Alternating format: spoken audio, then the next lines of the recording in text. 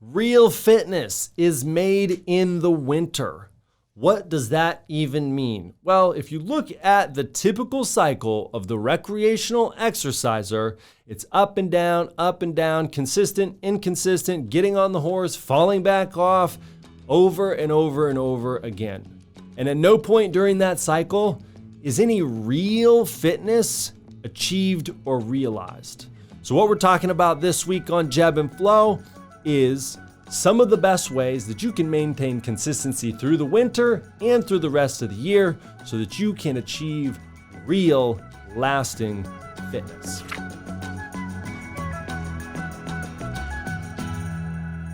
Hello, everybody. Welcome back to JEB and Flow here on the Street Parking Podcast channel. This is episode 52. I want to ask you a question before we get started.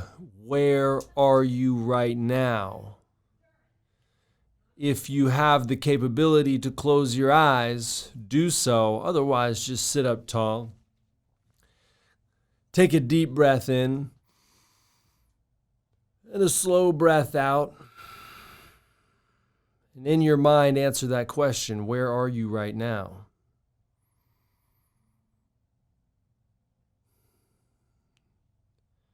The answer is here. You're right here. That's where you are. Wherever you go, there you are. So, this is a little bit of a continuation of an episode I did a while back, having to do with fall into consistency. Seasons change, but good habits don't have to.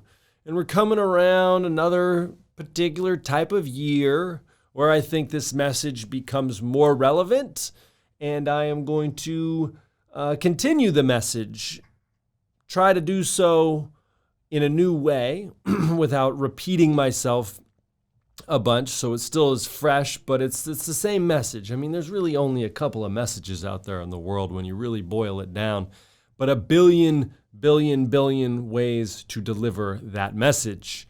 And who knows, maybe this is the one. So let's take a look here at the typical cycle of your recreational exerciser. This is what usually happens. And we'll start from kind of this time of year and we'll go. So it's coming up on wintertime, right? Right in between, right getting into the holiday season. And we start to layer up, literally and figuratively. We got holiday parties coming up. We got shorter days, more darkness. We have a tendency to indulge in sugar and alcohol. And the temperatures drop, and maybe so does our level of physical activity. And we start making deals with ourselves.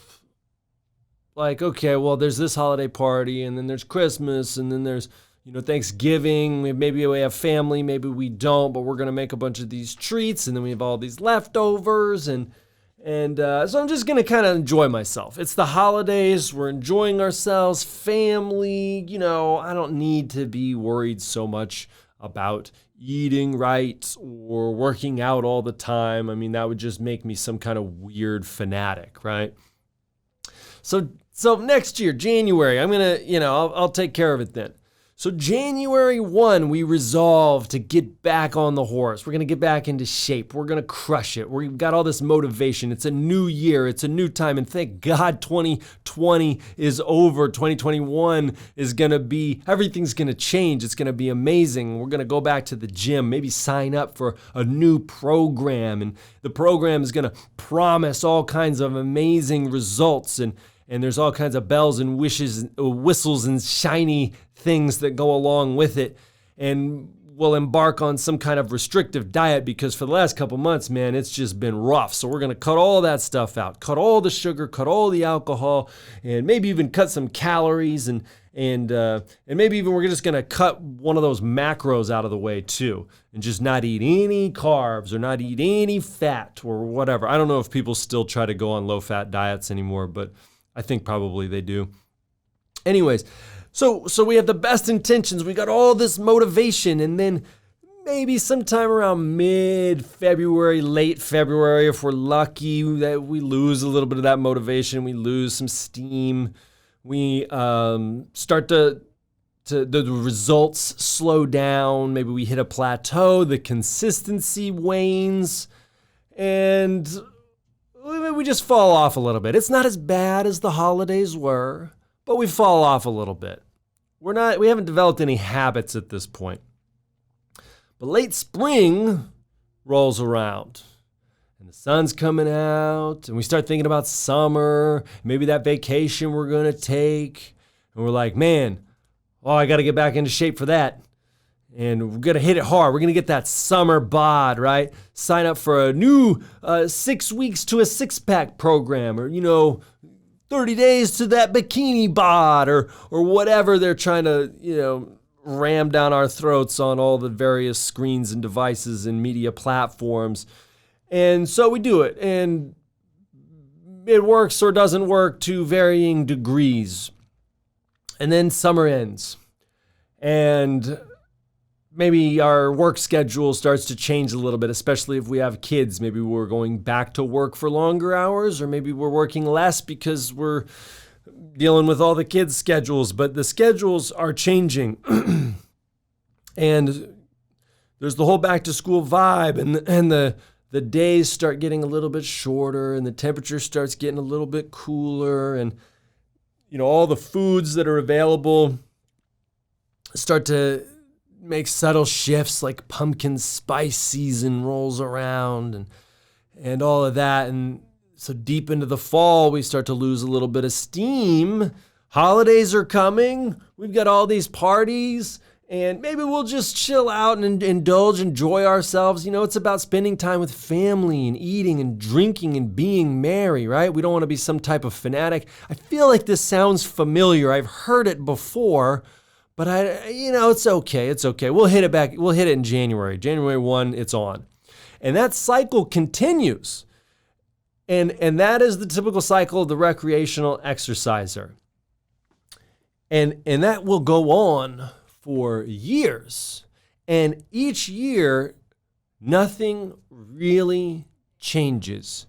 Because during that cycle, at no point has consistency ever really solidified into habit. And in response to that, there is a popular saying that summer bodies are made in the winter. And I understand the spirit of that saying. In some ways, it's true. In some ways, it's not. It definitely, to me, sounds exhausting. That whole cycle sounds exhausting. Get your body ready for summer. Why not just stay ready? We have taken that summer bodies are made in the winter axiom and made it our own here at Street Parking for a couple of reasons. One of which, because we do believe in consistency over time, and over time supersedes or excludes or transcends every season or big strings of holidays and that kind of thing. But also, it's not just about, when you think summer body, we all know what that means. We all know what that looks like. We all have this vision of what the summer body is. And it's this lean, shredded, really fit, toned, tan, attractive ideal. And it's aesthetically based. And when you start chasing aesthetics, you set yourself up for disappointment. Look at the people who are at the very top when it comes to aesthetics. They're still not satisfied. They're still trying to look even better. It's never enough. It's never good enough. And it's not a direct reflection of overall health a lot of times. We can take it too far when we're just chasing an aesthetic. So what we've said is real fitness is made in the winter. Real fitness is made in the winter. Now, I think the same thing applies in terms of the level of truth to that statement. Yes, it's true. Real fitness is made in the winter, but real fitness is made any time of year, or it can be.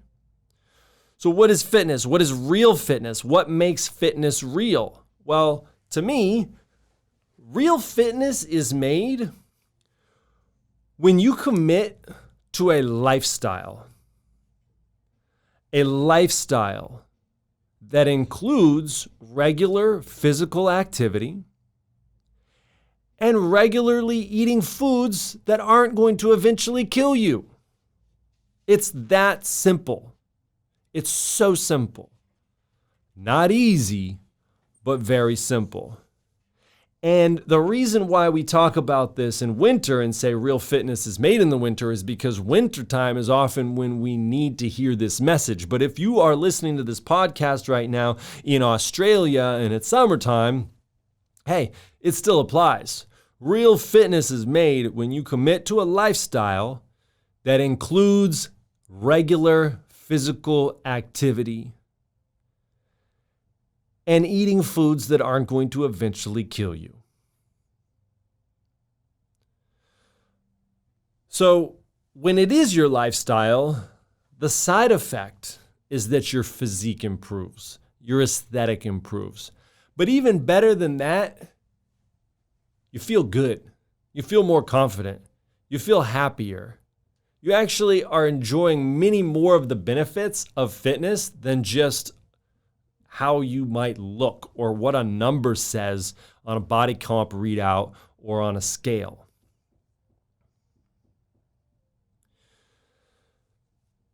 Think about this. Like if you summertime, right? And you're looking jacked and tan and you're feeling good. And somebody's like, hey, how did you do it? You look so great. What would you rather tell that person? Would you rather say, oh, I did this crash diet where I just basically ate ice cubes for 30 days and ran a lot and lifted weights every single day. And, I got a lot of tendinitis and I feel terrible and I'm exhausted, but I lost 20 pounds in 30 days. Or would you like to answer, I just work out regularly and I eat quality foods and I didn't do anything differently than what I've been doing for the last 6 months or year? For me, the latter answer is much more satisfying and allows me to feel a lot more confident rather than, I found this super hack that I banged it out in 30 days and we'll see. We'll just hold on and see how long we can maintain because I know it's not forever. The wintertime is when most people tend to eat more, tend to eat worse, and tend to move less. And now in this modern era, like nothing has really changed. There's a reason, right? There is a reason we are evolutionarily programmed to crave sweeter things during the fall and the winter so that we can survive the harsh winter. So know that if you're feeling those things and you're finding it much more challenging to eat quality foods, that this is perfectly normal. If it's more challenging to get out there and work out, it's perfectly normal. And in fact, it's to be expected because not only are you craving these things or are you maybe less inclined to be active, but there's so much stuff, environmental factors that are reinforcing that message. So not only are you feeling it on some level inside, but there's all of this stuff externally that is helping reinforce that feeling. So there's a lot that you're up against. But like I said, the solution is very, very simple. Not easy, but simple. And I'm going to share with you something that I shared in the previous episode that I referred to, which is this. 15 to 20 minutes of something is better than 24 hours of nothing. Accept what is out of your control. You can control your fitness. Lower the bar for yourself. Know that you've got a lot of things that are coming at you that are going to make health, fitness, physical activity, eating right, more challenging right now. Accept that. Those things, a lot of those things, they're out of your control. But what you can control are the decisions that you make. What you can control is the way you respond to that stimuli. And I think for most of us, we can find 15 to 20 minutes in a day to go do something. So what it comes down to is lifestyle, right? Lifestyle. I'm not going to sit here and tell you that you shouldn't go to the holiday party or that you should be that person at the holiday party that's grumpy and unhappy and not partaking in everything, but also maybe question, why is it that I have to eat these sweets? Why is it that I have to have these drinks in order to be seen as someone who's celebrating? Can't I just enjoy the company of other people and not participate in certain aspects of these traditions? So your action item for this week is this. I want you to list out all of the ways that you can maintain consistency through the winter. How can you make January 1st be just another day, not the day when you decide to get serious about fitness? List all the ways that you can maintain consistency. And if you can maintain consistency through the winter, and then maintain consistency through the spring, and then enjoy that summer while maintaining consistency, now we're talking about lifestyle. Now we're talking about a commitment to a lifestyle, to where it's your lifestyle. It's non-negotiable. This is just what you do. This is just how you do it.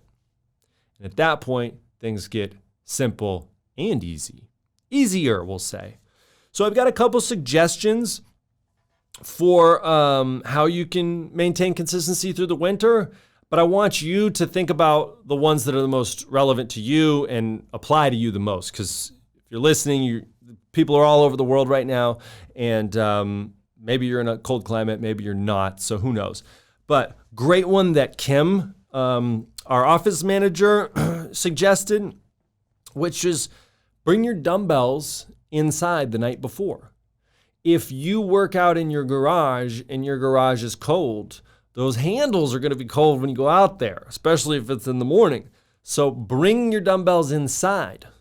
And then when you go out to work out, your dumbbell handles will be nice and toasty. Get a heater for your garage. And get a heater, if possible, with a timer. So you could turn on the heater a couple hours before you're going to go work out, and then it's nice and toasty in there. And if you don't have a heater with a timer, well, maybe you can find a good heater that you can turn on and leave, and when you're ready to go work out, you can, and it's not as cold. My favorite thing, honestly, is to layer up. I'll go out to my garage with so many layers on, and so when I go out there, it feels great. In fact, I really like being in the cold with a ton of layers. So just like my nose is a little cold, or my face, and it's awesome. You start warming up, start peeling off layers. Next thing you know, you're in your shorts, your t-shirt, whatever, and you're feeling really good, warm, and ready to get after it. Another good one is to warm up inside. I like this one. Warm up inside when it's nice and toasty. Do a bodyweight warm up in your living room, and then get out to the garage. Or don't go to the garage. Work out in your living room. We've got a list of 50 body weight workouts on our website that you could do, no equipment, limited space, and just get it over with. Sometimes you got to just check the box. Redefine your success. 15 to 20 minutes of something, better than 24 hours of nothing. So if you want to just do an easy, not an easy, but like if you want to lower the intensity a little bit, hit a bodyweight workout in the living room. Maybe you got kids that you got to deal with intermittently during that workout. All good. Chalk it up with the W. Give yourself a win for the day because you committed. And speaking of commitment, put it on your calendar. Put it on your calendar that this is the time that you are going to do something fitness related. Motivation is temporary for everybody. Don't wait for motivation, especially during the winter months. It may not show up. So it's about consistency. It's about building habits, and you build habits by just doing it. You do more than nothing over and over and over again. Maybe you narrow your focus. Maybe you want to spend a little time getting stronger over the winter. So you do a program like Starting Strength. And that way you have something that's a little bit more focused, that you're committing to. That's 3 times a week. And each week, it's a linear progression. So you're building, you're looking forward. Hey, I'm going to add 5 pounds to the bar this week or this next session. And it makes it a little more fun, makes it interesting. And finally, don't be basic. Just don't be basic. Think about this. That typical cycle, that's your basic ass recreational exerciser. All the gyms that fill up, who knows what's going to happen this January, but usually in January, with all these people that have figured out their New Year's resolutions and they're going to disappear in a month. Don't be one of those people. You're bigger than that. You're better than that. You're smarter than that. Rise above that. So that's all I got for you. I want you to list out more of ways that you can maintain consistency through the winter, ones that are personal to you, but put them down. Put them down. It'll make a big difference, and keep referring back to it. Thank you so much for tuning in. I love you. I will talk to you soon.